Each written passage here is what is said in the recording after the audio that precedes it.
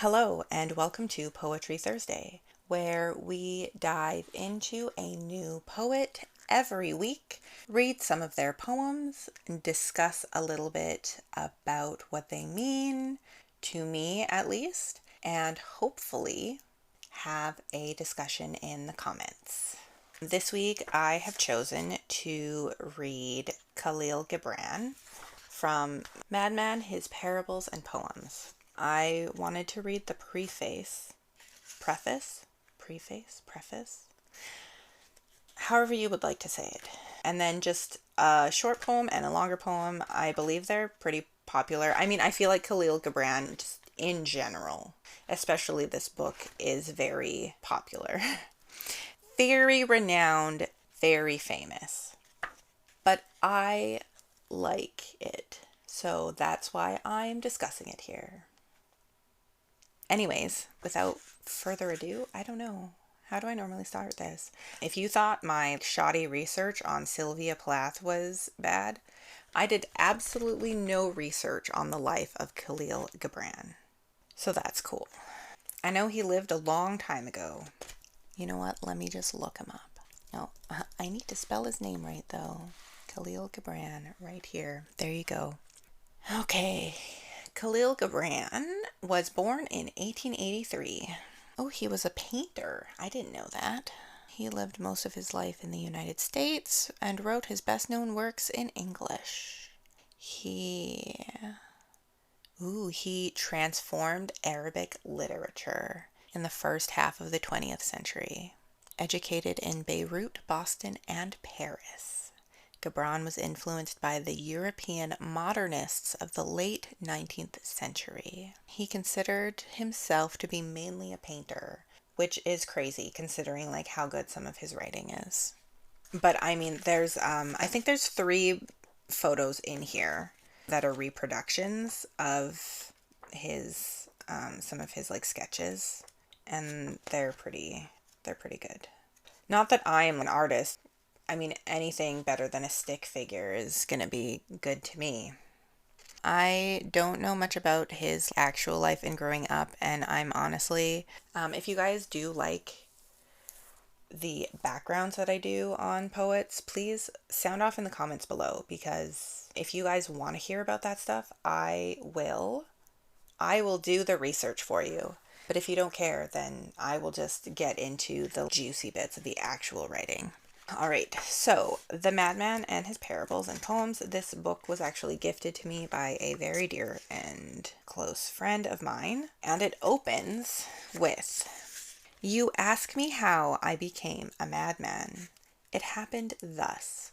One day, long before many gods were born, I woke from a deep sleep and found all my masks were stolen. The 7 masks I have fashioned and worn in 7 lives. I ran maskless through the crowded streets, shouting, 'Thieves, thieves, the cursed thieves!' Men and women laughed at me, and some ran to their houses in fear of me. And when I reached the marketplace, a youth standing on a housetop cried, 'He is a madman!' I looked up to behold him. The sun kissed my own naked face for the first time. For the first time the sun kissed my own naked face, and my soul was inflamed with love for the sun, and I wanted my masks no more. And as if in a trance I cried, 'Blessed, blessed are the thieves who stole my masks.' Thus I became a madman. And I have found both freedom and safety in my madness. The freedom of loneliness and the safety from being understood. For those who understand us enslave something in us. But let me not be too proud of my safety. Even a thief in a jail cell is safe from another thief." And following on his topic of the 7 masks, he does have a parable or poem in here called The 7 Selves. But I feel like everyone will interpret this in their own way. I can only interpret it through my own lens, in how I have felt like a madman my whole life, and it was just undiagnosed neurodivergency. But the freedom he talks about, specifically when you're talking about, I guess, autism and also ADHD, you often feel like you have to put on a meat suit and just act like a human to fit in with others. And it's exhausting. And you don't really know until you don't have that anymore how liberating it is. And people will think you're weird. And if they want to be polite, they'll call you creative or unique or quirky. You know, I was called quirky a lot when I was a kid and when I was younger. Quirky. Thanks. But yeah, there is a liberation when you no longer have those masks.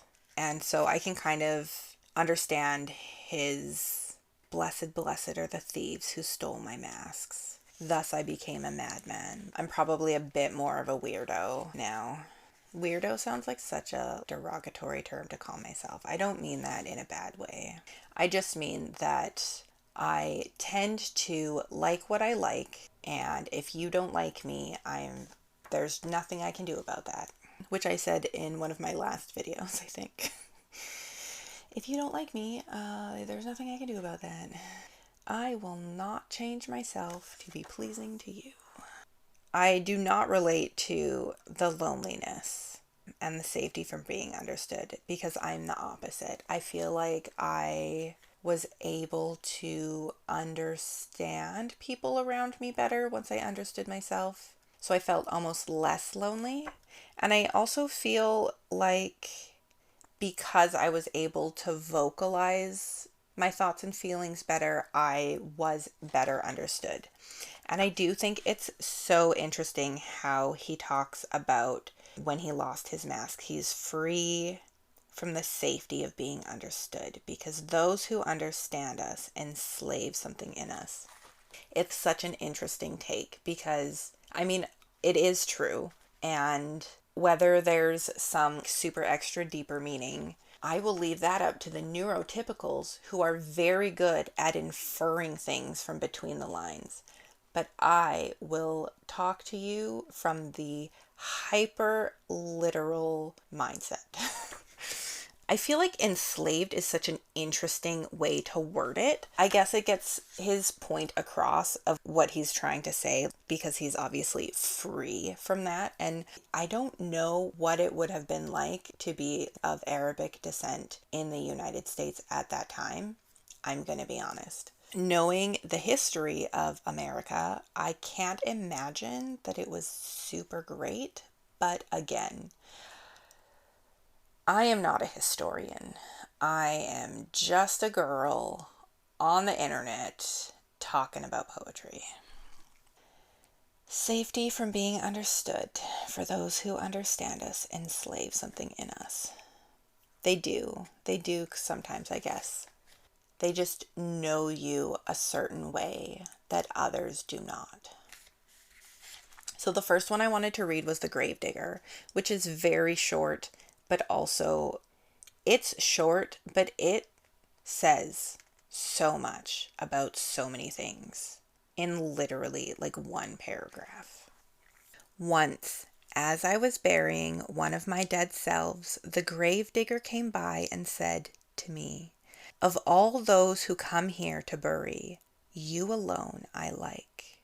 Said I, "You please me exceedingly, but why do you like me?" "Because," said he, "they come weeping and go weeping. You only come laughing and go laughing." And obviously, I feel like it continues on the theme of the madman. This is talking about so much in just this small amount. Because it's as I was burying one of my dead selves, denoting how every time you change as a person, you're literally burying that older version of you and becoming a new version. It also reminds me of this one quote.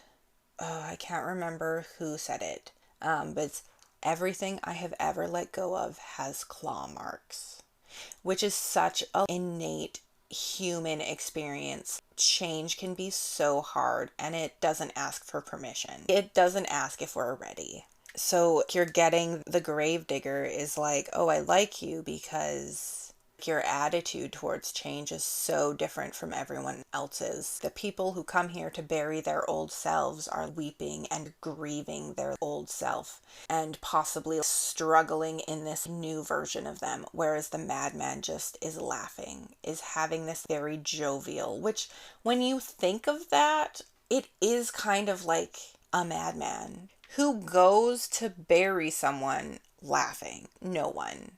It's such a stark contrast. But I do feel like the perspective that's given here really makes you sit back and think, yeah, it is sad that my old self is gone, but also this new version of yourself.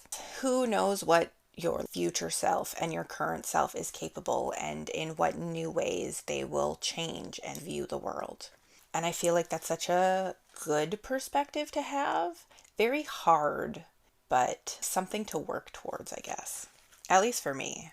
I mean, what do I know? I'm autistic. Change is like pulling teeth. I hate change. I do the same, like I do the same thing. If I can't do the same thing, then like my whole day is just ruined.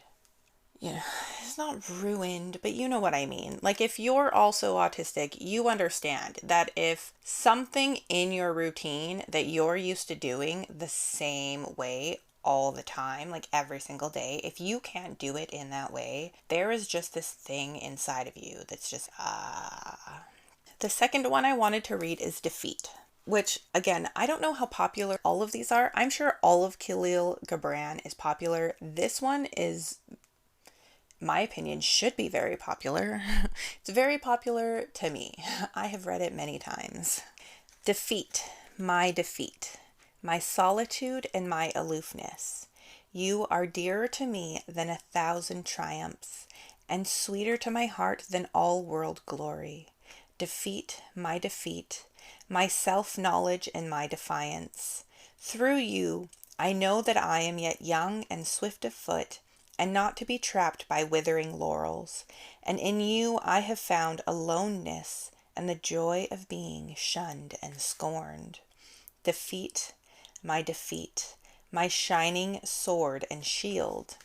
In your eyes I have read that to be enthroned is to be enslaved, and to be understood is to be leveled down, and to be grasped is but to reach one's fullness, and like a ripe fruit to fall and be consumed.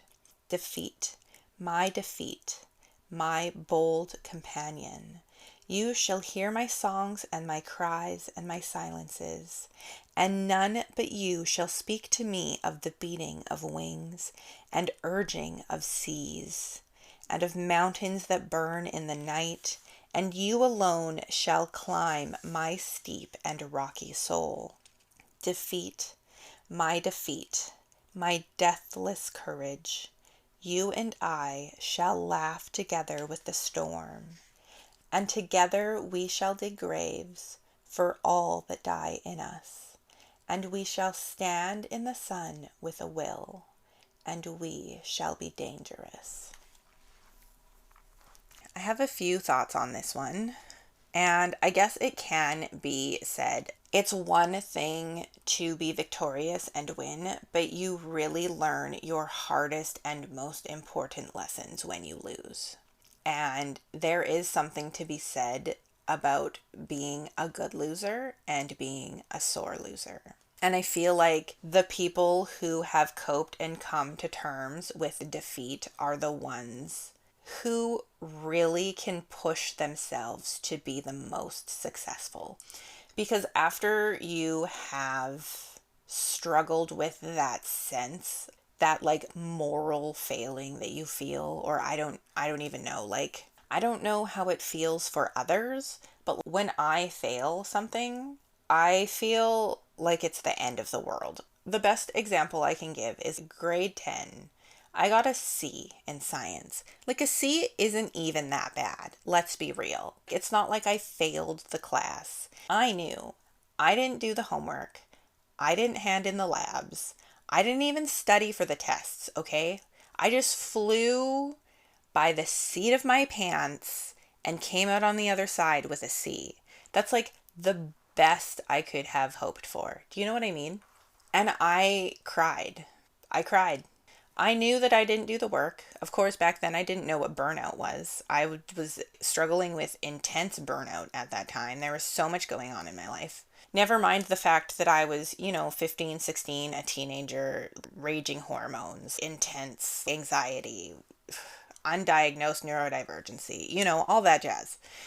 And I got a C, and I felt like I had failed myself. I had not just failed myself, I had failed my parents, who were like, it doesn't matter as long as you try your best.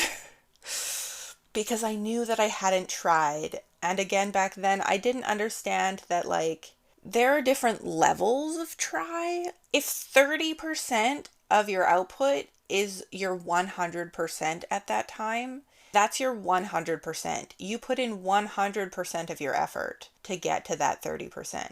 It is impossible to be up here at 100% all the time. At least for me. I don't know what it's like for others. But getting back to the poem of Defeat, just the way that he takes you through it. Solitude and aloofness, dearer to me than 1,000 triumphs, sweeter to my heart than all world glory. Again, to be on top is great, but to be on top after you've been at the bottom just feels so much better internally. I personally feel so much more successful. Like, I overcame the hurdles and I still pushed through and I succeeded.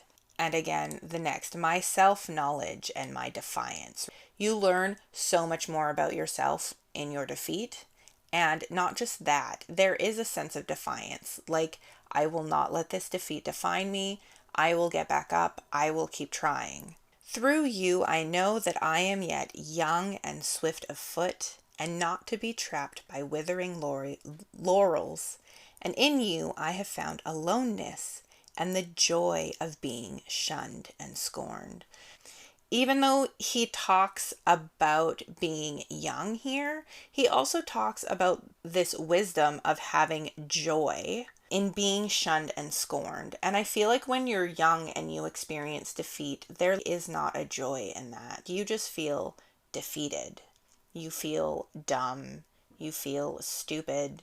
You feel like, how could I have let this happen? Or how, did it get to this point? Like, how could I do this? So it's also this contrast just in this second verse. Because as you gain that self-knowledge, that defiance, you kind of go from being this young, impulsive person who's just super gung-ho and all of that, to this more, in you I have found aloneness and the joy of being shunned and scorned. You do appreciate, and I feel like in defeat or in rejection, shunned and scorned, those words specifically are obviously chosen for a specific reason. They're very strong language. And in the wisdom that you gain through defeat, you do tend to, at least for me personally, again, I can only speak from the lens that I see the world through. But if you can find a joy in that, you have really come far. Like, even I struggle with that. And then defeat, my shining sword and shield. It's not just a sword, it's a shining sword and shield. It's shining. It is bright. It is blinding. In your eyes I have read that to be enthroned is to be enslaved, and to be understood is to be leveled down. And again, you get that from his very beginning intro when he talks about becoming a madman, and he uses the language, being understood, for those who understand us enslave something in us. So it's like to be enthroned, to be put on this throne. It's true. You become enslaved to the people who are watching you. You feel like you need to chase after what they like and do what they like so they won't leave you. Whereas in defeat, you don't really have that. People aren't paying attention to you. People aren't expecting things of you. It's like when people are watching you, then you have everybody's expectations. And, it's impossible to please everyone. So no matter what you do, somebody is not going to like it. It doesn't matter what you do, there is going to be at least one person out there in the world who gets mad about it, or who doesn't like it, or, and who is vocal about it. To be understood is to be leveled down. So again, going back to that, those who understand us enslave us. To be grasped is but to reach one's fullness and like a ripe fruit to fall and be consumed. So it's like if you're the rotting fruit, nobody wants to eat you. If you're that like super shiny apple on that tree, everybody wants a piece of you. So you're getting the imagery of a sword and shield. So it's like you're fighting and you're defending. And then you're getting all of this imagery of if people are watching you, you are not free. You're not free to be yourself. You're not free to be a madman. Everybody wants you. Everybody wants a piece of you. So then next, my defeat, my bold companion. You shall hear my songs and my cries and my silences. And none but you shall speak to me of the beating of wings and urging of seas and of mountains that burn in the night. And you alone shall climb my steep and rocky soul. I love the imagery. Also here it brings in, again, the wind, the water, the earth. You're getting into the elements as descriptions of yourself. And then not just companion, bold companion. So you really want to pay attention to every single word in here is important. It is thought out. It is chosen with purpose. You shall hear my songs, my cries, and my silences. And then at the end, you alone shall climb my steep and rocky soul, denoting if you think of climbing Mount Everest or another really intense mountain. I've climbed a mountain. It's not easy. It's hard. It's fucking hard to climb a mountain. You know what I mean? So just denoting like yourself, your soul, and overcoming defeat as climbing not just a steep mountain, but a rocky one. When you think of rocky mountain cliff sides, you think of these sheer rocky cliffs or ones that have loose gravel that you can slip and slide down or that can slip and slide down on you. None of that is what you want to experience. But those are the things you experience in defeat. And it's all of these specific chosen words that giving you such intense imagery of what defeat is like in so few words. And then the last verse, which I feel is the most impactful and poignant, and similar to what I said last week about Sylvia Plath and how she chooses to end her poems, I feel like this one holds that same like weight. Defeat, my deathless courage. You and I shall laugh together with the storm, and together we shall dig graves for all that die in us, and we shall stand in the sun with a will, and we shall be dangerous. My deathless courage. Once you've been subject to so much defeat or loss, once you've lost a certain amount of times, it becomes sort of meaningless. It doesn't have the same impact. It's just another thing that has happened on your journey to wherever you're going. If I can liken it to, I recently submitted a poem to a poetry magazine. If that poem were to get rejected, that technically will be my first rejection, but it's not going to be my last rejection. And it's like after you get so many rejections, you just sort of become numb to it. You essentially just expect the rejection. And then when it's not a rejection, you're like, oh wow, this is great news. It no longer becomes as impactful, which I feel like is what he's trying to denote when he says that you and I shall laugh together with the storm. When it doesn't mean as much, when it's not as weighty, you can laugh through it. You can still find joy in it. You can still experience all of these positive feelings through it. And together we shall dig graves for all that die in us. And then this is also going back to the grave digger. Of all of, the ones who come, you alone I like, because they come weeping and go weeping, and you come laughing and leave laughing. So he's laughing in the storm. You're digging graves. Through each defeat, you are learning and saying goodbye to that past self that was defeated.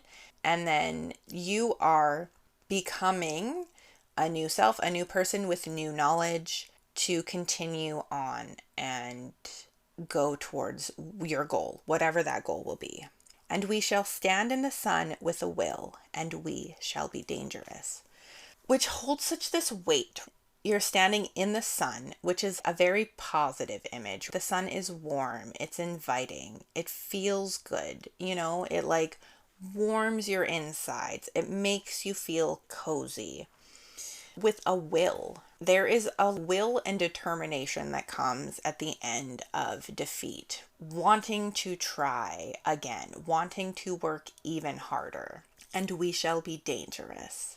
I feel like people who are that determined, it's not that it's dangerous in a violence way. It gives this feeling of just you wait and see what I can do. You know what I mean?